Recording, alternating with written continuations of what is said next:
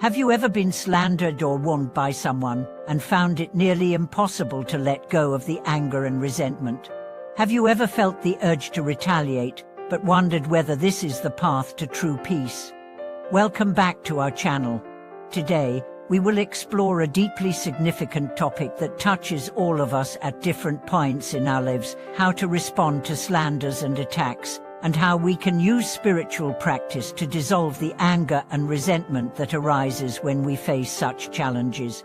In our journey of spiritual growth, we often encounter misunderstandings, criticisms, and even harm from others. These external challenges can stir deep emotions within us, especially when we feel unjustly treated. However, the teachings of the Buddha provide profound wisdom on how to face these difficulties with calm and compassion, helping us overcome them and achieve inner peace. In today's discussion, we will address two main questions: how should we view slanders and attacks from others, and why is it important not to let them shake our spiritual progress? How can we, through spiritual practice, particularly with compassion and forgiveness, transform these external wounds into opportunities for deeper growth? As we begin to explore this topic, let's start by recognizing a universal situation. In today's world, interactions between people are often filled with competition, conflict, and even misunderstanding. Whether in the workplace or in our personal lives, we are bound to encounter moments of strife. These can include slander, criticism, or even malicious attacks. It's in these moments that we often feel the urge to strike back or to hurt the other person in return. This knee-jerk reaction, however, is typically a projection of our own internal discomfort and insecurity. The Buddha's teachings remind us that true peace can only come when we release such attachments to self-centered reactions. There is a story of a Buddhist monk who encountered many difficulties during his early years of practice. On one occasion, while he was teaching at a temple, a fellow monk criticized him openly in front of the entire congregation. Initially, the young monk felt a rush of anger and humiliation. He wanted to immediately rebut the criticism, to defend himself and his honor. However, just as these feelings were about to overwhelm him, the wisdom of the Buddha, as found in the Diamond Sutra, came to mind. Not born, what destroyed, no coming, no going. In that moment, the monk realized that the true injury he had suffered was not from the criticism itself, but from his own attachment to his ego and pride. By reflecting on the situation, he began to see that his anger stemmed from the attachment to I and me. The criticism wasn't an insult to his being, but a fleeting interaction that had arisen from the conditions present at that moment. After several moments of deep breath and contemplation, he was able to let go of his anger. When he later met the monk who had criticized him, he approached him with a calm and compassionate demeanor, without a hint of defensiveness. The conversation that followed was not filled with bitterness or accusation, but with mutual understanding and respect. From this experience, the monk came to a profound realization: the criticisms or attacks we face in life only harm us when we hold on to them. When we can let go of our attachment to self, we can remain calm and free, no matter what external challenges arise. This story illustrates an important principle: that others' slanders do not affect our inner peace unless we allow them to. This principle can be applied to our own lives. In the workplace, you may have encountered moments when your efforts were overlooked or even wrongly attributed to others. In your family, you might have faced misunderstandings or reproaches from loved ones. Even among friends, backhanded comments or gossip might have hurt you. In all of these instances, your natural response might be anger, frustration, or the urge to retaliate.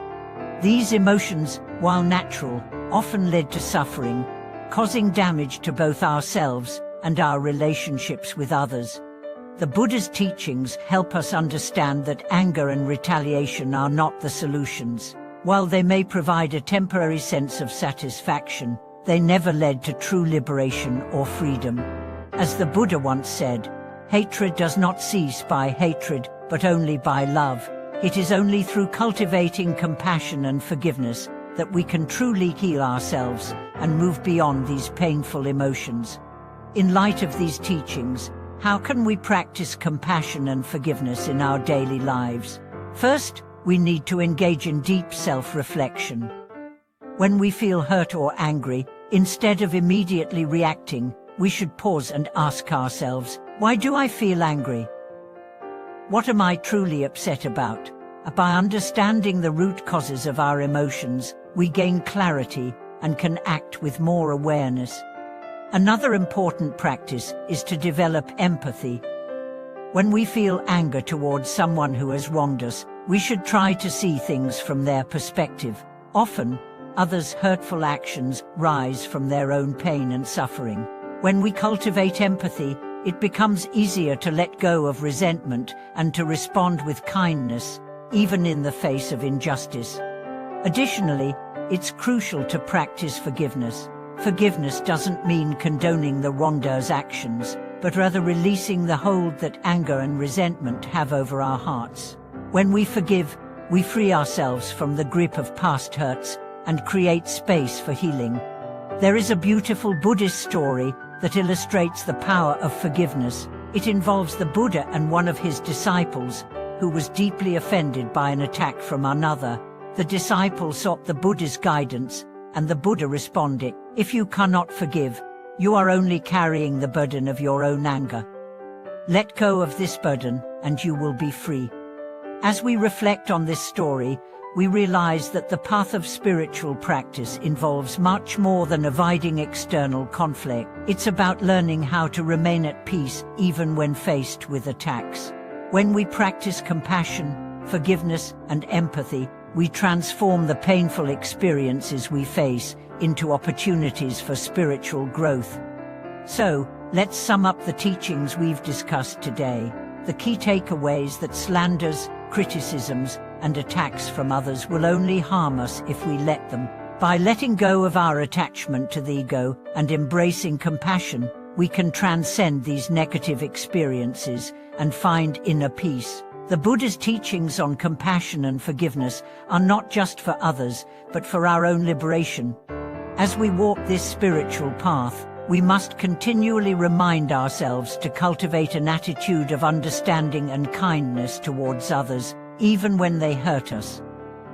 This is not about weakness or submission, but about the strength to overcome anger and the wisdom to embrace peace. Thank you for watching this video. We would love to hear your thoughts and experiences on this topic. How have you dealt with slanders and attacks in your own life? Please share your stories in the comments below, and don't forget to like and subscribe to our channel for more spiritual insights.